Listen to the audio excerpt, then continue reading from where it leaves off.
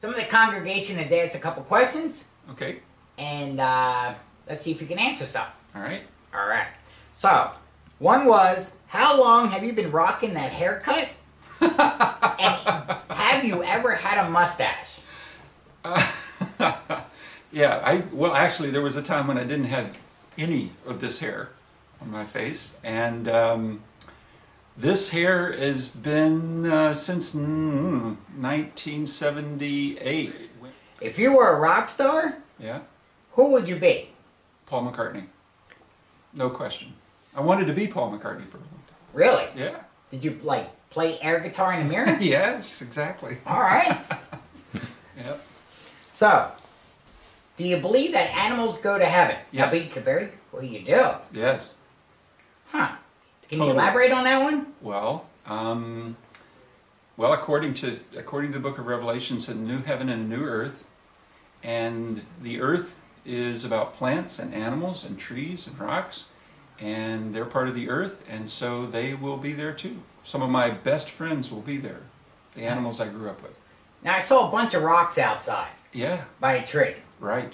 Is that all dead animals? No, no, the ones down below there. Yes. Yeah, that's interesting, because those rocks actually are things that people are leaving behind here when they go home on retreat. Things that they've been struggling with, and they write them on a rock, and they put them there under that tree, and so those have accumulated over a number of years. Gotcha. Yeah. So, somebody in our congregation asked this question. What do you wear under that robe? That's like asking a Scotsman what he wears under his kilt. Ah. Yeah. So next question is, boxers or briefs? Briefs. Briefs. Yeah. My son wears boxers. I'm Okay. not into boxers. Batman or Superman? Batman. Batman. So Father Tom, Yep. what was something that God spoke to you and following through really sucked? Well, when I was in college, my ambition was to be a veterinarian. And I believe God spoke to me and said basically that I was supposed to be a pastor. And I really wanted to be a veterinarian. And so I had to give that up. Well, lucky you didn't, because I see a lot of dead animals out there. That's right. 2 favorite movies, 2 favorite books. Ooh. Matrix and The Dark Knight. It's Batman, The Dark Knight. How about books? Books. 2. The Iliad and the Odyssey. And Shakespeare's Macbeth. Oh. If you were a fruit, what fruit would you be? Banana. A banana. Yeah. Where are you going? Nowhere. Oh, okay. That's what I thought. So, Father Tom, Yes. do you believe in confession? Yes. Like, say, one to another? Yes. So what was the worst thing you committed? Worst thing I committed? Worst sin you committed? The worst sin I've committed? You don't have to tell me. Okay, right. Alright. Yeah. That's supposed to be a joke. Well, it's 1 of 10, right? Yeah. Alright, yeah, give me one. If you want to give me one, I'd love to have one. Pass. Alright, pass. Pass. How do you get the title father? Well, Because what I'm actually thinking, yeah. because everybody calls you fathers, how many kids do you actually have? Well, I have 3 actual children. But everybody calls you father. Right. Because because I'm in their life in a way that's kind of like a dad, a spiritual dad. I'm kind of their spiritual dad. Okay, that makes... Yeah. Spiritual dead? Dad. Oh, dad. Dad. Okay, that makes sense. Okay. Because there's a lot out there that are spiritual dead. Yeah, all those rocks out there, yeah. Yeah. A lot of rocks. A lot of rocks. So, why do you wear the robe? Well, not all priests wear the robe. That's something that you can choose to do or not choose to do. Some people just wear street clothes. I happen to wear the robe. It helps me in a couple of ways. One of the things that it does is that it helps me remember that I'm not talking on my own behalf, that I'm talking on behalf of the people of God over the centuries.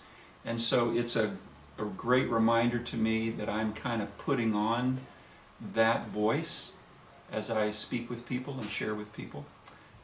So it keeps me mindful of that. The second thing that is because it's black, one of the things that Jesus said is that we need to die to ourselves in order to live to Christ.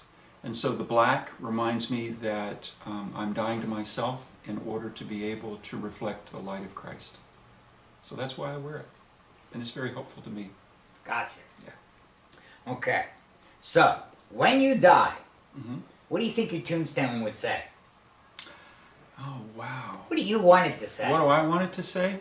You want me like one of them rocks out there? No. What I want it to say is Christ and no other. So we're standing with Father Tom and Mr. Columbo. Yeah. Columba. Right? Columbra? Columba. Oh, Columba. Yeah. Like Columbus. Columbo was a detective. Columba himself was Irish. He was the son of a nobleman, and he became a monk.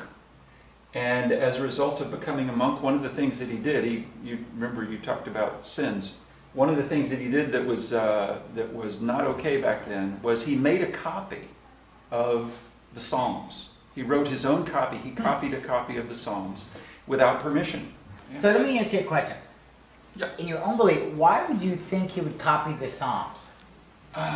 Well, because you didn't have books back then. And I'm not sure what his real motivation was, other than just to have a copy of his own. And he got into big trouble for copying that, and they required him to give the copy back.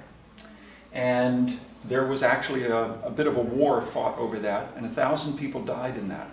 And so what Columba decided to do, in order to make up for that, the trouble that he had caused, is that he left Ireland and he sailed with some of his brother monks to Scotland, to the island of Iona. And he remained there for the rest of his life as a way of repenting for the sin. What does this piece represent right here? It's an icon of the Transfiguration, when Jesus went on up to the mountain and he brought Peter, James, and John with him. And he was transfigured in their presence, and Moses and Elijah appeared and were talking to him about his passion and his crucifixion, his death Sunday. So that window sort of symbolizes that the Holy Spirit has drawn people here from far and wide, as well as near. So here we are in the confessional area, and Tom would like to share. Yeah, you asked me about sin and confessing sin, and you asked me about my sin. And you know, I've been thinking about it while we've been talking and walking around, and I think that there is a sin in my life that that is kind of ongoing, actually, that I'm working on, and that is the fourth commandment, which is keep holy the Sabbath day. Once a week, spending time just delighting in the Lord with my family, not allowing the busyness of life to get in, and just spending one whole day with my family as a family, delighting in God and delighting in each other as gifts to each other. And that's not something I do a really good job at. So I'm struggling with that and trying to make some progress on that. So I guess starting tomorrow, we'll have to kick you out of here, huh? Yeah, that's right. All right. I need to take a day of rest, and that's what I'm going to try to do. Exactly. Well, thank you for sharing, Tom. Thank you. That's it for SCC News.